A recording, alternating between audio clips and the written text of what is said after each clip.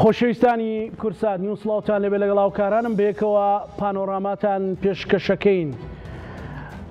پرسە نیشتیمانیەکان لەکوێی ئەجێندای حێز و لایەنە سیاسیەکاندان. پرسە نیشتیمانی و نەتەوایەتیەکان لەکوێی ئەجێندای یان بیرکردنەوەی یان خەم و گرنگی پێدانی ڕایگشتیدان. ئێمەی کورد یان لە هەرێمی کوردستان یان لە باشووری کوردستان ڕاستتر بڵین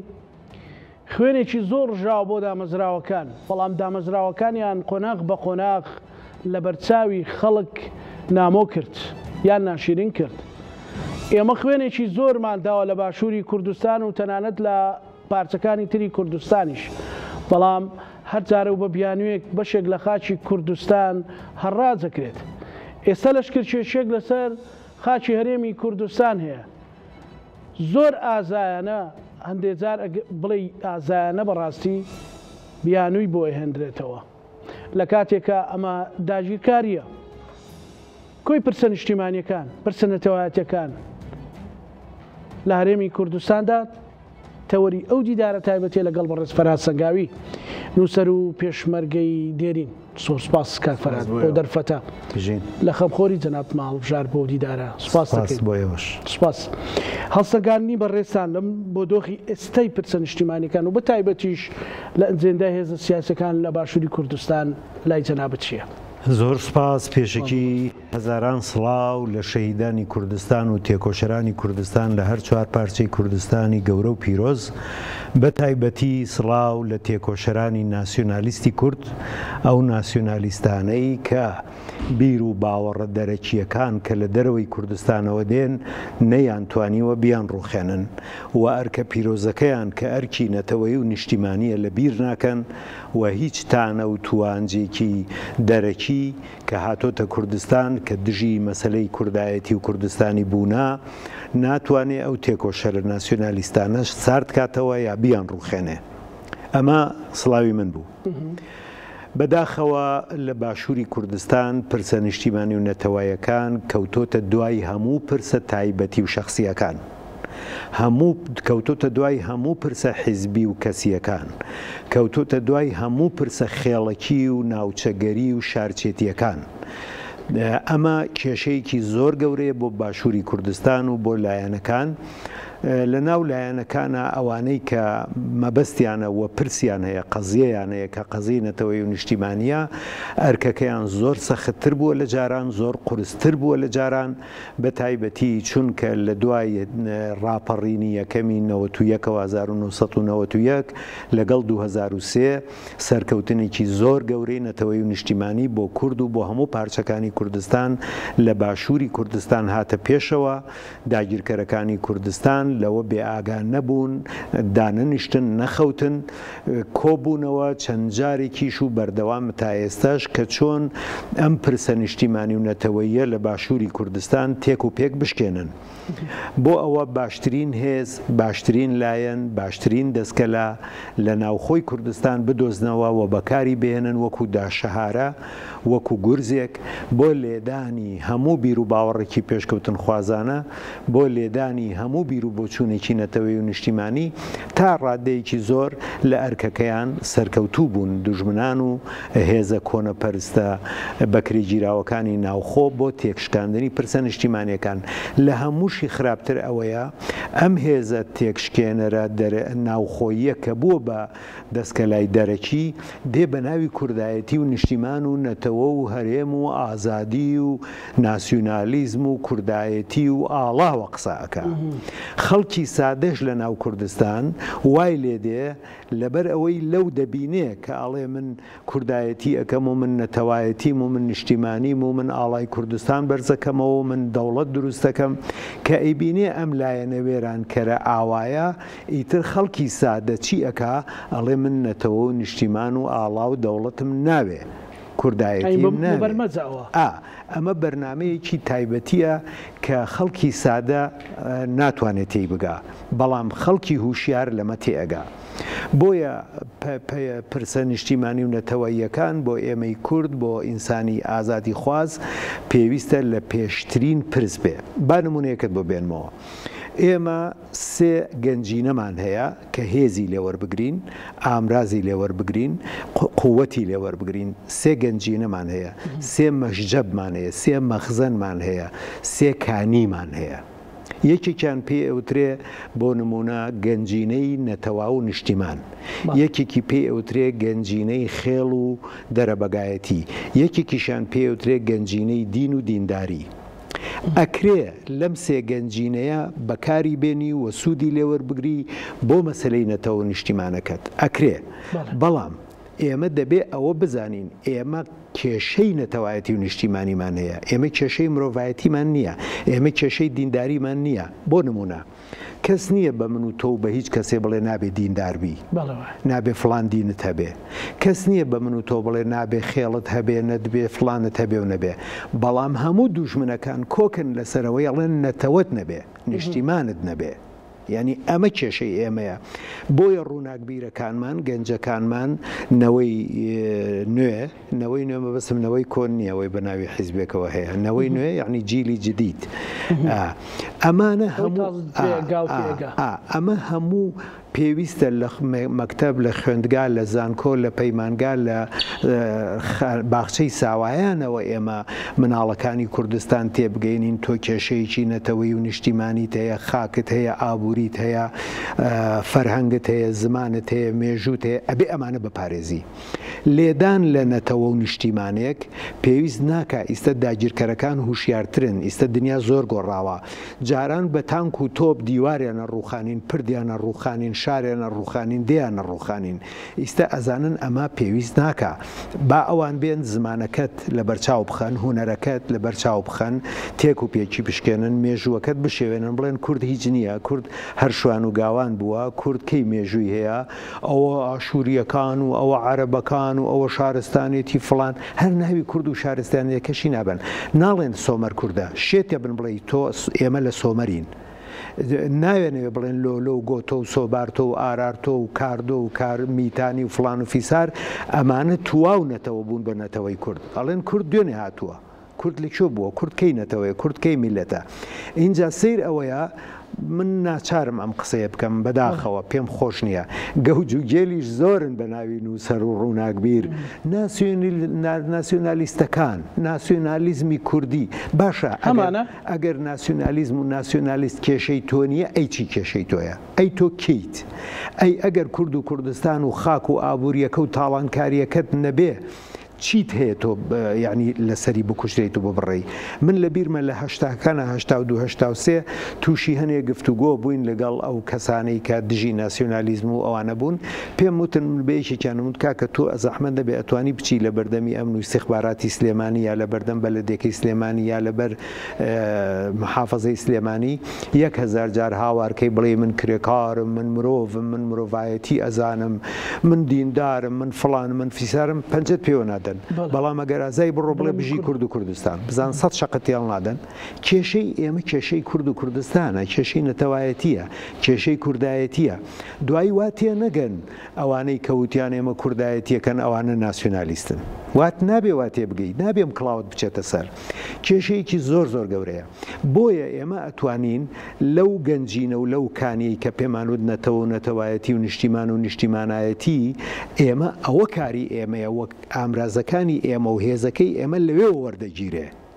وەردەگیرێ، نەک لە خێڵ و خێڵایەتی،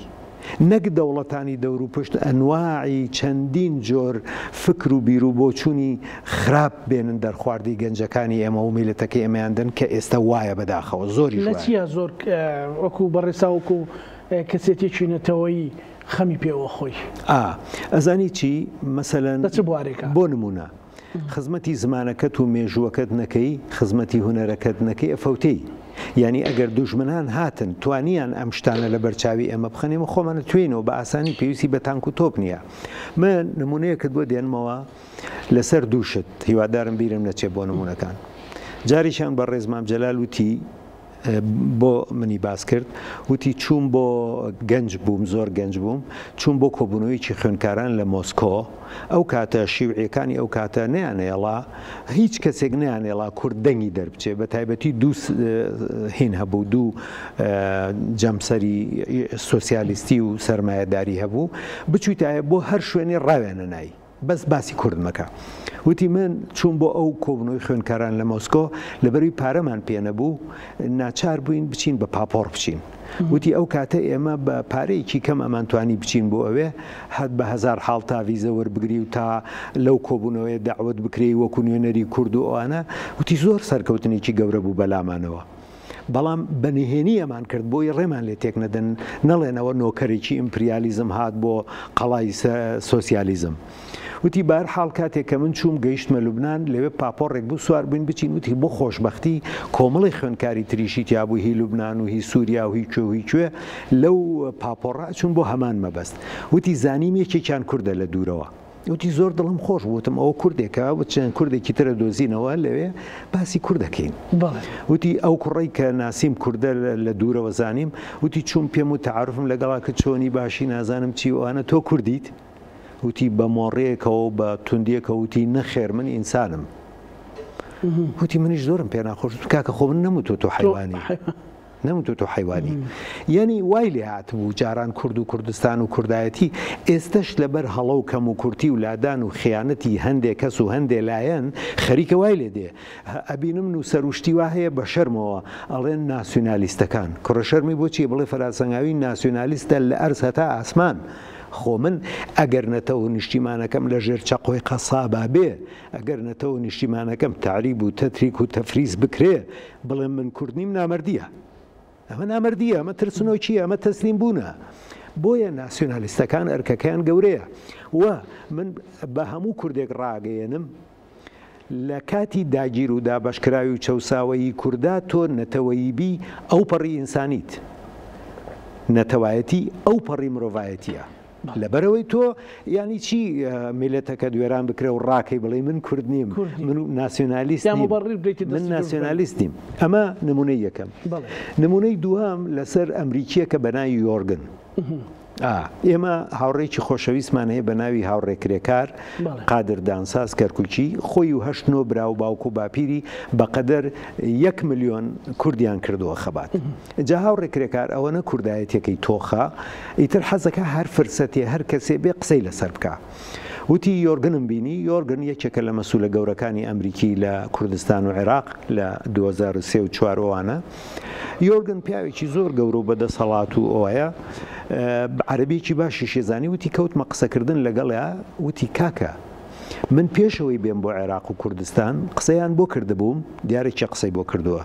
داگیرکەرەکانی کوردستان بە تایبەتی ئەوانەی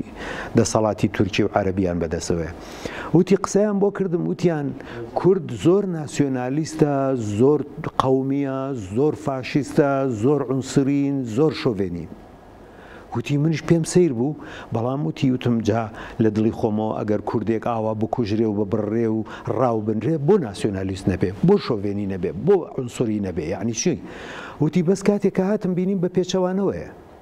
کورد نە شۆڤێنیە نە عنسوریە نە ناسیۆنالیستە نە هیچ هیچ ئەی کوژن ئەی بڕنە چێتە بەردەم پەتەکە و ملی پێوەکە چێتە بەردەم شمشێرەکە و سەریە بڕن لەسەروی کە کووردە قسەش ناکە ئەسڵان کورد شۆڤێنی نییە ئەسڵان کورد عنسوری نیە ئەبێ عنسوری بێ ئەبێ شۆڤێنی بێ ئەبێ ناسیۆنالیست بێ ئێوە چین بۆ خاتری خوا چه میلەتێکن کە ئەتان کوژن و ئەتان بڕن ئەبێ کورد بن ئەبێ زۆر کورد بن زۆر تند و تیژ بن زۆر جدی بن یعنی ئەبێ وابێ کاتێکە تۆ وتی بەس منە بینم ێوانین یعنی ئەمە قسەی یۆرگنە بۆ هاوڕێکرێکار من خۆم لە ئەوروپا چەندین شتیوان بینیەوە مەسەلەن چ میلەتێک زۆر پێشکەوت و زۆر مەدەنی و زۆر ئینسانی با دوو نمونە بێنینەوە مەسەن سویدی و ئەڵمانی تۆ بڕۆ لە سوید و لە ئەڵمانیا لە ناو سویدی و ئەڵمانیەکانە دابنشە وەکو نوکتە وەکو شت وەکو ئەوانە بڵێ ئەڵمانیا هیچ نییە زمانی ئەڵمانی هیچ نییە مەسەلەن فەرهەنگی ئەڵمانی مەسەلەن جۆرێک لە ئینکار و سوکە ئیستیفزازێکیان بکە جاری یەکەم قسە ناکەن ئەڵێن مشکلە نییە با ڕای خۆی بڵێ بەس کە زانیان بەجددیتە و دووبارەت کردەوە بڕوا بکە لەوانە ڕەنگە بتکوژن چۆن وا بە گاڵتەوە پیرۆز نییە سوکایەتی بۆ هەموو کەسێک قوبوڵ نییە کوشتن و بڕین بۆ هەموو کەسێک قوبوڵ نییە، داگیرکردنی خاکەکەی بۆ هەموو کەسێک قوبوڵ نییە، بۆ هەموو نەتەوەیەک. بەس ئەوە نەتەوە زیندوەکان قوبوڵی ناکەن، نەتەوە مردووەکان، سەرکردە مردووەکان، سەرکردە خائینەکان، سەرکردە گەمژەکان، سەرکردە بەکرێگیراوەکان، سەرکردە دانراوەکان بۆ تێکدانی کورد و کوردستان بەدەم دوژمنەوە پێکەنن. کچەکانیشە بن شایەکەن لەگەڵ سەربازەکانیان یا پراخیان بۆکەن. ئێستا ئێمەکە تیداژین فترەیەکی زۆرە لەشکرکێشیەکێ لەشکرکێشی سوپای تورکیا بەڕێز کاکفەر. بەڵێ بیانووی بەوە هێندرێتەوە ئەمە پاراستنی سنووری خۆیەتی پەکەکە بیانووی داوە بەدەستەوە وا وێنایەکەن کە بابەتێکی ئاسایی یعنی ئەو هاتوچێ ماڵێکەکە بەڵام ئەوەی ئەبیندرێ لە واقعە مەترسێکی گەورەیە بێدەنجەکەش بێدەنجێکی سامناکە بۆ چوونی کاکفەرهاد لەم بارەیە. بەڵێ سوپاس ئەزیزم، با بینەران و بیسەران زۆر باش تەرکیز بکەن لەسەر قسەکەی من، سوپاسیانەکەم. هیچ کەسێک نییە لەم کوردستانە گەورەیە لە ناو یەکێتی و لە دەرەوەی یەکێتی و لە هیچ شوێنێکی کوردستان ڕەخنەی وەکو ڕەخنەی من جددی وە گشتی بێ لەسەر یەکێتی. ڕەخنەی من زۆر جددیە، زۆر گشتیە، پەیوەندی بە هیچ شتێکی خۆمەوە نییە. ڕەخنەی من لەسەر یەکێتی. بەڕاستی یەکێتی ڕێبەری قەزەی کورد بوو، یەکێتی خاوەنی قەزەی کورد بوو لە باشووری کوردستان و لە هەموو کوردستانیش. یەکێتی ڕنگ ڕێژی پارچەکانی تر بوو، یەکێتی بڕیاریدا بوو کە من هاوپەیمانێتی پارچەکانی نیشتیمانەکەم هەڵە بژێرم، نەتەوەکەم هەڵە بژێرم، نەکدا گیرکەرەکان. من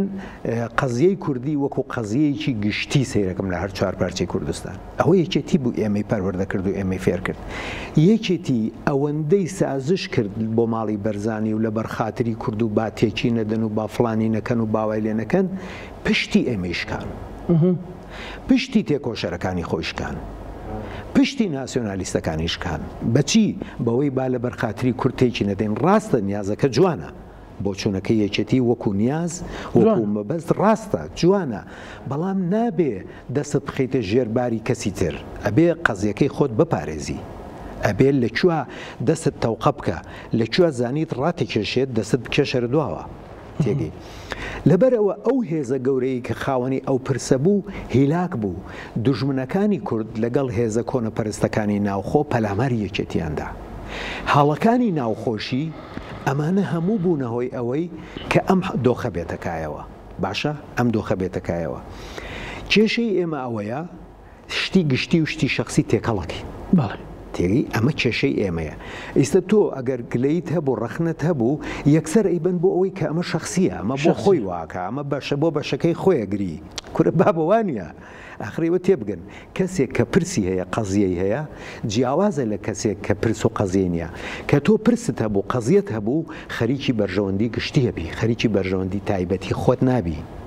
لەسەر بەرژەوەندی تایبەتیەکانی خۆت لە خەڵک عاجز نابی، تووڕە نابی، ناکۆک نابی. کەسێک کە پرسی هەبێ وایە. ئیستا مامجەلال پرسی هەبوو، مامجەلال پرسی هەبوو، هەر کەسێکی توانای تیابووایی با بەکاری بێنین، تواناکەی بەکار بێ بۆ پرسە وە کەسێک نەبوو حاقد بێ.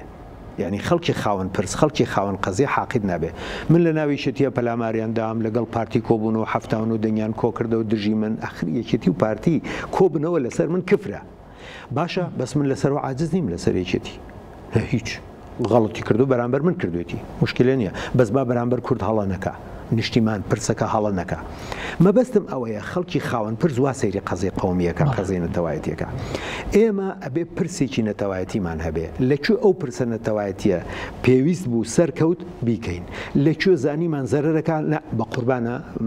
با زەرەر نەکا پرسەکەمان. لای پارتی بەرزانی پرس نییە کاکە، پرسی نەتەوەی و نیشتیمانی نییە. نا کێ زۆرتری بداتێ؟ وەکو مەزات.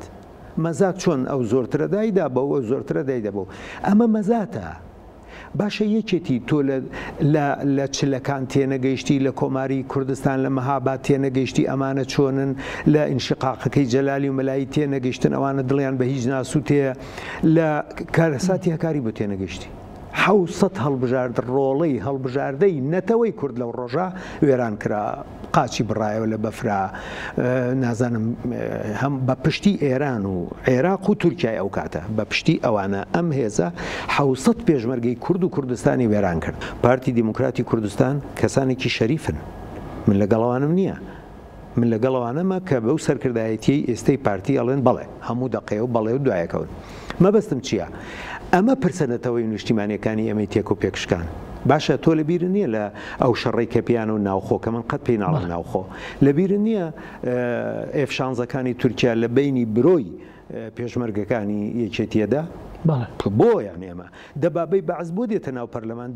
پەرلەمان و هەرێمەکە تەسلیمەکە بە بەرزانی بۆ زانیاریت لە 96ەوە نە پەرلەمان و نە حکوومەت هی کوردستان نییە. یەکێتی ئەڵێ بە نەفەوتێ هی کوردستان نییە. ئەوە بەعز ئەو پەرلەمان و حکوومەتەی داناوە هەتا ئەگاتە ئێستا. ئەوە پەرلەمان و حکوومەت و هەرێمە ئاوایە. ئەمە یەک. دوو خۆم کاسێتێکم لەلا بۆ هی پارتی کوڕێکی بادینان دڵسۆز بوو هێناویتی حەزەکەم گوێی لێ بگری بەداخەوە دوای داوای لێکردن و منیش دامەوە خۆزگە بەمایسەمان خزار سەر لە گەرمەی گفتوگۆی نەوەتوویەکە یەکێتی داوای فدراڵیەکە بەرزانی داوای حکمی زاتیەکە. بەرزانی چووە لە دهۆک کێ هەیەی تکایە ئەو ڤیددیۆمان بۆ بنێرێتەوە کێ هەیەی ڤیددیۆ کاڵەچی کۆبنەوەی کردو لە دۆک ئاڵێ ئێمە داوای حکمی زاتی دەکەین چەکە قورسەکان تەسلیم دەکەینەوە کەرکووک شاری برایەتیە لە ناو حکمی زاتی نابێ ئێمە کار بۆ ئەوە دەکەین. یەکێتی کاکە حکمی زاتی 50 ساڵ لە داوایەکەین میلەتی کورد دا ئەوەندەی جارانە قەزەی کورد دا ئەوەندەی جاران گەشەی کردووە ڕاپەڕینمان کردووە دنیامان لەگەڵا حکمی زاتی چی؟ ئێمە داوای فیدراڵیەکەین. ئەو ئەوی نەخێر چەکە قورسەکان تەسلیم دەکەینەوە کەرکووکیش لە ناو حکمی زاتی نیە و حکمی زاتیمانەوێت. بە مامجەلالی وتبوو بە مامجەلالی وتبوو بابیکەین مامجەلال توی آخر میلەت لێمان قوبڵ ناکە بڵێ وتبووی چی مەسعود بەرزانی وتی تۆ بابیکەین وەرە پێکەوە بچین حکومە زاتێکە وەرگرین لە سەدام ئێمە دوایی تەبریریەکەین بۆ خەڵک دوایی ڕوونکردنەوە دەین بە خەڵک مهم نییە تەبەن خەڵکەی مهمە لە حساباتی ئەمانە. بەهەرحاڵ مەسلەی نەتەوایەتی و نیشتیمانی ئێمە ئاوا دۆڕاوە ئاوا شکاوە. من هەموو جارێ ئەڵێم بەڕاستی مەگەر ڕۆژهەڵاتی کوردستان مەگەر باکوور مەگەر ڕۆژ ئاوا بێن دەستبارێکمان بکەن ئەم هەلو مەرجە ڕاستکەینەوە ینی چونکە لە ناوخۆ هێزیان لێ بڕین هێز هەرچی کادر و هەرچی سەرکردەی باشە تێک و پێکیانشکان مامجەلال و کاگنۆشوان بە نەخۆشی و پیری بەداخی گرانەوە نەمان تێگەی ئەمە کارەساتی ئێمە باشە ئێمە بێجگە لە کێشەی نەتەوەی نیشتیمانی کێشەی چیمانەیە چی کێشەیەکی ترمانەیە هەموو کێشەکانی تر بە کێشەی مرۆڤایەتیەوە بە کێشەی تاکەوە بە ئازادی تاکەوە بە پلورالیزمەوە بە دیموکراسیەوە بە مافی مرۆڤەوە بە ئیندیڤیدویشنەوە بە لیبرالیزمەوە هەموو ئەمانم قبوڵە بەڵام هەموو ئەمانە لە ناو کێشەی نەتەوەی نیشتیمانیە کێشەی نەتەوەی نیشتیمانی پشت و پەنا و بناغە هەموو ئەمان ئەوەی کە داوای ئەو مەسەلاناکە خەیاڵێکی خاو و عەقڵێکی خاوی نەبێ بەبێ نەتەوە نیشتیمان و بەبێ ئازادیەکان و بەبێ ئابوووریەکەی خۆت و بەبێ بودجەکەی خۆت و بەبێ وەزارەتی کشت و کاڵ و وەزارەتی تەندروستی و وەزارەتی پلاندانان و وەزارەتی سەربازی و وەزارەتی پەروەردە و وەزارەتی چی ئەبێ ئەمانەت هەبێ و دەوڵەتت هەبێ کە دەوڵەت من ناوم ناوە دەستگای دەستگاکان ناسیۆنالیزم تا سەرکەوتنی کورد و کوردستان شەریفترین مەردەکان سەربەرزترین مەردەکان هۆشیارترین ژن و پیاوەکانی کورد ئەبن بە ناسیۆنالیست کە کورد و کوردستان بوو بە دەوڵەت و مافی خۆی وەرگرت و خەتەری لەسەر نەما وەی اینجا ئەوەی پێم بڵێ ناسیۆنالیست حەوجار دەرێکم لە ماڵەکەی خۆ ئەو پێشە چیە بۆ ئەوە بوو کە بڵێن ئەنی ئەو لەشکرکێشیە تاریخی هەیە عمقی هەیە قوڵایی هەیە ئەزانی چۆن یەکەم شت من ڕوونکردنەوەی کە دەم بۆ جەنابت و بۆ بینەرانی بەڕێز شۆڕشی ڕزگاری نیشتیمانی بە دیموکراسی نەکراوە شۆڕشی ڕزگاری نیشتیمانی بە فرەحیزبی نەکراوە بە لەوچەلەوچی ئەم حیزب و ئەو حیزب و ئازادی ڕادەربڕین نەکراوە بسمارکێک هاتووە بەهێز ئەڵمانیا یەک خستووە و هارڵد بلۆتەنێک هاتووە دانیمارکی پارچە پارچە و میرنشینی کۆ کردوتە کردوێتی بە یەک هێز ئەتا تورکێک هاتووە کە لە مەسەلەی نەتەوایەتی ئێمە زۆر غەدر و زوڵم و تاوانی بەرامبەر کردوین ئەتا تورکێک هاتووە بەهێز تورکایەکی پەڕاگەندە و بچکۆلەی کۆ کردوتە کردوێتی بەهێزێک بە پرسوور ڕاو بە ئازادی ڕادەربڕین دەوڵەت دروست نەکراوە و نەتەوە ڕزگار نەبووە بەس بەداخەوە من زووتم ئەترسم ئێمە لە وەختێکا دەوڵەت دروستکەین کە دەوڵەت قیمەتی نەمێنێ نرخی نەمێنێ ئێمە لە کاتێکا ئیستا خەریکی پرسە نەتەوەی نیشتیمانیەکەین کە لە دنیا پرسی نەتەوەی نیشتیمانی زۆر کەم ماوە خەڵکە چێ بەرەو ئازادی تاک ئازادی ڕادەربڕین دیموکراسی بەرەو مەریخ بەرەو سەرگۆڕین بەرەو دڵگۆڕین بەرەو داهێنان بەرەو تەکنۆلۆجیا ئێمە تازە بە تازە ئەڵین خاکەکەمان بدەنەوە ئەوانیش ئەڵێن قسە بکە نەزار شەقتان تێڵە دێ کاکە نیشتیمانەکەمان بدەنەوە کاکە هی ئێمەیە نەخێر هەری ئێوە نەبوو ئێوە کەی نیشتیمانتان هەبووە سەرکردەی کوردیش دەرەچێڵە وەڵا ڕاستەکەن ڕووناکبیر و نووسری ئەنتیکە و نازانم سەرسوڕهێنەریش دەرەچێ ناسیۆنالیستەکان کورد تۆ هیچ نازانی لە ناسیۆنالیزم بێگومان ناسیۆنالیزم فکرەکەیە ناسیۆنالیست هێزەکەیە کەسەکەیە کاکە ئێمە زۆر ینی ئەوەی کە من لە باشووری کوردستانی بینم لەم سەردەما شتی سیر پیا بووە ینی باسی کورد کوی پیان ناخۆشە باسی شەهیدان بکەی پیان ناخۆشە باسی تاریخی نەتەوەکەت بکەی پیان ناخۆشە کورە نەکبەت آخر نەتەوە نیە وەکو تۆ دێری نەتەوە نیە وەکو ڕابردووی خاوەنی شارستانیەت و داهێنان بێ کورە ئەو سۆمەرە کە سەعاتی داناوە بە 24 سەعات هەفتەی داناوە بە 7 ڕۆژ نەخشەی شاری داناوە خوێندن و نووسینی داناوە تۆ ئەچیتەوە سەر ئەو سۆمەرە من ناڵێم سۆمەر کووردە بەڵام ئەڵێم کورد لە لۆلۆ و گۆتۆ و سۆبارتۆ و ئارارتۆ و کاردۆخ و کاسی و میتانی و نازانم سۆمەر و لەمانە کۆبۆتەوە و پاش ڕۆژەکەی ئەمەی لێ دروست بووە ئەبێ ئێمە بڵین هەموو ئەو هۆزە ئیندۆ ئەوروپاییانەی لە زاگرۆس و لە کوردستانی گەورە ژیاون هەریەک لە قۆناغێک و هەریەک لە سەردەمێک ئێمە پاشماوەی ئەو خەڵکانەین کە ناومان بووە بە کورد بە سۆمەرەوە بە پێش سۆمەرەوە بە نازانم بڵێم ڕەنگە 50,000 ساڵەوە ئێمە ڕاستە خەڵکی تراتۆتە ناومان کەم و کورد ڕاستە خەڵکی لە ئێمەش دەرچووە کەم و کورد بەڵام زۆرینەی ئەم دانیشتوانەی لەم کوردستانە گەورەیەن هەر ئەو خەڵکانن کە 10,000 ساڵ لەمەوە پێش من لێرە بوون وە هۆزە ئیندۆ ئەوروپیەکان من ئەڵێم هۆز چکە خێڵ بچووکترە هۆز بریتە لە چەندین خێڵ بۆ نمونە کورد بریتە لە لوڕ گۆران کرمانج هەتا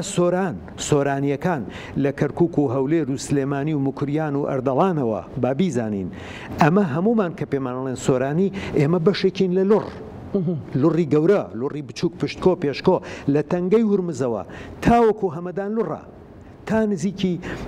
شیراز تا بەڵام ئەمە هەموو پەراگەندە و پەرزانی بۆ ئیستا دوژمنانی کورد فێڵێکی تریان دۆزیوەتەوە بە کوشتن تاواو نەبووین بە تعریب تاواو نەبووین بە وێرانکردن تاواو نەبووین بە سڕینەوە تاواو نەبووین بە ونکردنی مێژوو هوەر و فەرهەنگەکەمان وێران تاواو نەبووین ئیساڵەن چی لۆر کورد نییە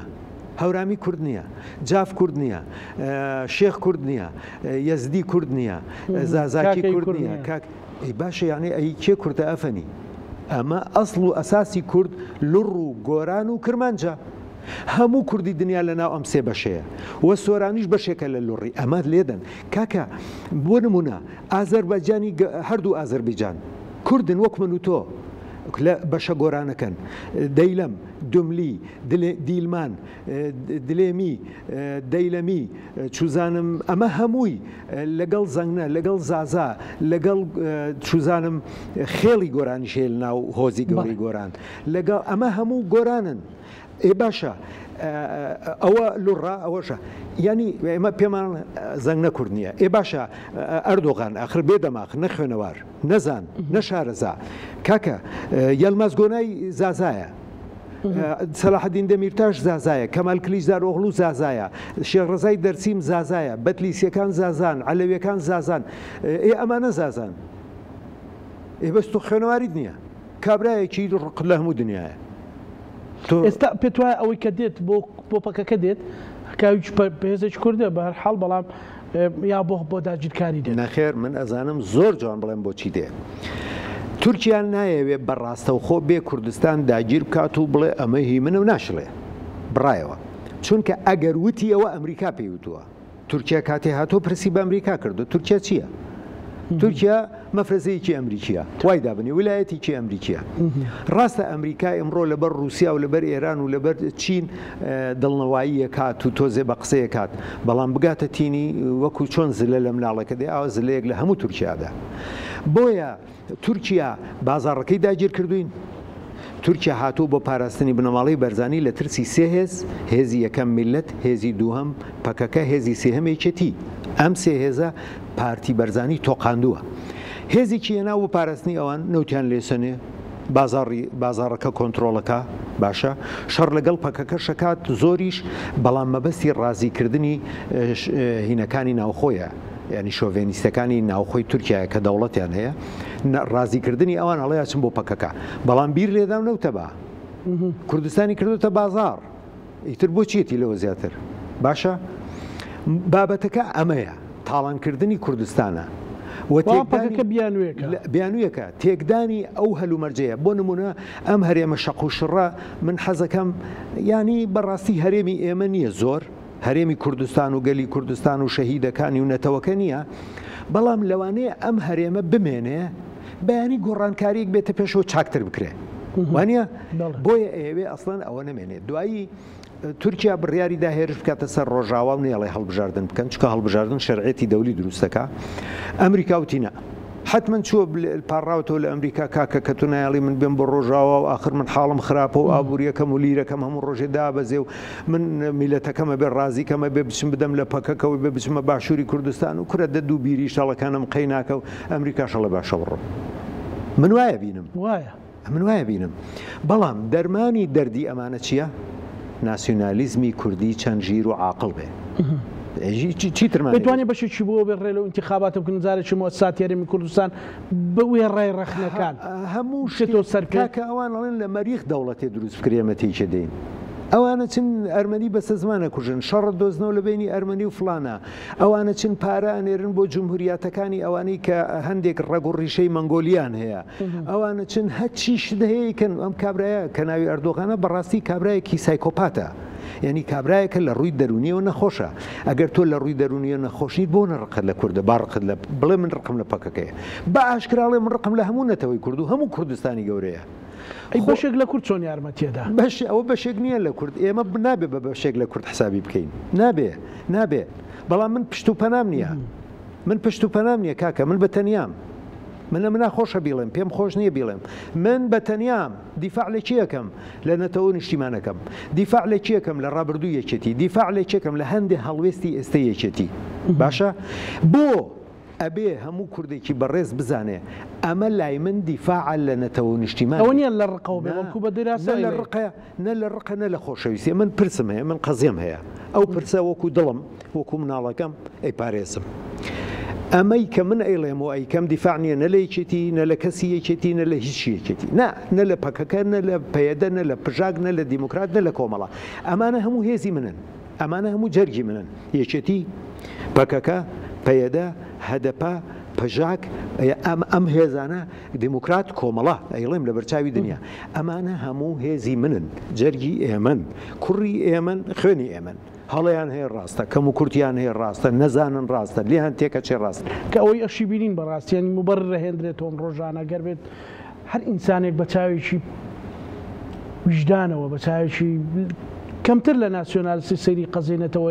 نەتەوەکەی بکە لانیکەم سەیری و تاریخە کورتمەودایە بکە کە خوێنی لە پێناو بەخشراوە بەڕاستی نیگەرانە بێ موبەر بهێنیتەوە بۆ چۆڵکردنی ئەو هەموو منتیقە جوانەی باجینان کارەسات ئەمە کاکە ئەو ئەنفالێکی ترە نزیکەی 500 دێ بەرکەوتووە کەس بۆی نییە بجوڵێ کەس بۆی نییە بچێتە ئەرزوو ئاوەکەی کەس بۆی نییە بگرە زۆر شوێن کە پێویستیان پێێتی هەردێکیان دەرکردووە ینی نەک لە دێکە بمێنێ هەر دەریان کردووە آخر ئەی هاوار ئەنفال لەلایەک کیمیاوی لەلایەک ئەی هاوار 5,000 دێ لەلایەک ئەی هاوار 20 ئاشبەتاڵ لەلایەک ئەی هاوار ملیۆنی کورد بە کوژرا و بریندارەوە هەتا 2 ملیۆن کوردت ڕاگوێزراوە کاکە وەڵڵاهی کووت شاری کووت من برادری عەرەبم هەیە لە کووت ئەڵێ ئێستا لە 140 کووردە کاکە وەڵڵاهی بەغدا من باوکی کاک شاکر بۆی باسکردم لە دانیمار ساڵی 95 وتی باوکم 20 ساڵ لەوە پێش 95 وتی باوکم 20 ساڵ لەمەوە پێش مردووە بۆی باسکردوین و توێتی من مناڵ بووم بەغا 3 گەڕک بۆمی کورد بووە کوا کاکە 32 خێڵی کورد لە مندەلیەوە هەتا بەسرا 32 عەشیرەتی کوردی فەیلی تواونەتەوە بوون بە عەرەب کاکە دلێمی کووردە کاکە جبووری کووردە کاکە بەنی ئەسەد کووردە کاکە لە 165 عێراق کووردە 7.3 عەرەبە کوا مووسڵ ئیمارەی حەمدانی لە مووسڵ ئیمارەتێکی کوردیە ئیمارەتی گاوانی ساڵی 1970ەکان لە کووت ئیمارەتێکی کوردی هی جافەکانی خۆمانە ئیمارەتی گاوانی میرنشینی گاوانی لە کووت میرنشینی بەهۆی و بێکەسیەوە بێکەسی میرنشینی دلێم لە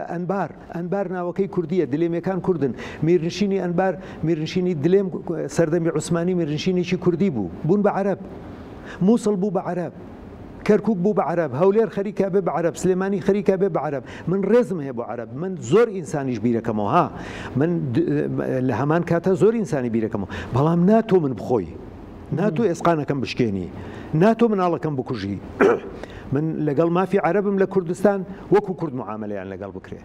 ئەگەر تورکمان هەبوو کە نییە با بڵێن یەک کەسیشە من ڕازیم بەوەی بەشەکەی خۆم بدەم بەوە پێ دوانی تورکمان هەبێ نەخێر تورکمان لە کوردستان وەکو توخم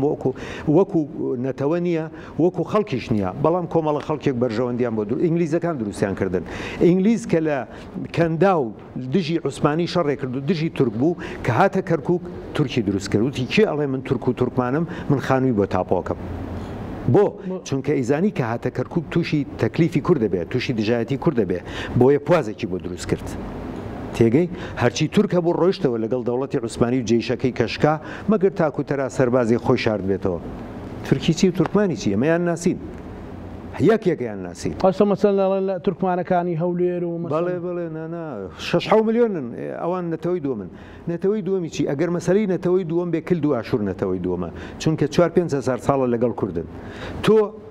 100 ساڵە دروست بووی ئەویش بەدەستی ئینگلیز و تورکیا دروست بووی هەر نەبووی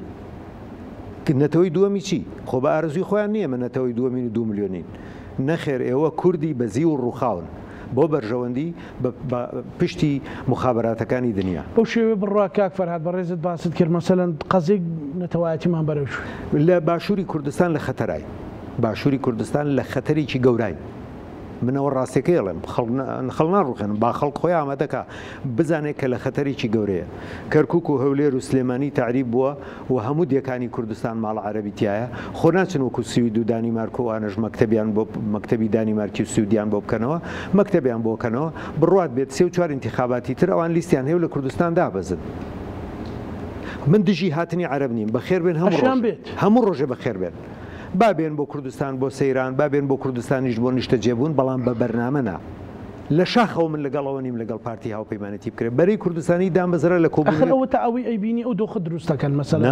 وڵاتێک هێنانیان کاکە تۆ بەهێز بووی جەماوەری تۆ بوو ڕێخستنی تۆ بوو هێزی پێشمەرگەی تۆ بوو هەتا کابرای ئێرانی کە کاگنوشوان داوای لێکاڵێ پارتیمان بۆ بنێرنەوە و پیان بڵێن بڵێکی ئەو بۆ چیتانە پارتیتان بۆ چییە ڕێخستن خۆتان بەهێزن ئەعلامێکی بەهێزانەیە ڕاگەیاندن و هێز و ڕێخستنی بەهێزانێ خۆتان بنەستەوە کاگنوشوان ئەترسا لێ بمێنەوە هەموو ڕۆژە بیان نێرنە سەرمان وەکو هەشتاکان و حەفتاکان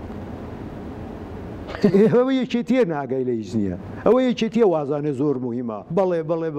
کورەت بڕۆ خۆت بەهێزکە بڕۆ تۆ ڕێبەری خەڵک بووی تۆ پێشڕەوی خەڵک بووی خەڵک سەیری تۆیە کرد سەیری دەمی تۆیە کرد من نوکتەیەکت بە بژێڕمەوە لە گەرمەی ڕاپەڕینا لەم گردی عەلیناجی لە گەرمەی ڕاپەڕینا من هاتمەوە کاک ئازاد چالاک و کاک قادری حاجی عەلی یادی بەخێر دەستیان گرتم بە پێکەنین وتیان دەی ئەوە چەند ڕۆژەکە ئێمە خەریکینی تر نۆری تۆیە وتم کاکە سیاسەتی ئەعلامی تازەم پێ بڵێن وتیان وەکو خۆیەتی کۆنەکەیەکە خۆتە زانی دەستمان کردە قسەکردن بڕوات بێل کاک عوسمانی قالەمنەوەر پیاوێکی قسە خۆش بوو یادی بەخێر پارتیش بوو مەسوولی لقی چوار بوو هەموو ڕۆژێ 3-4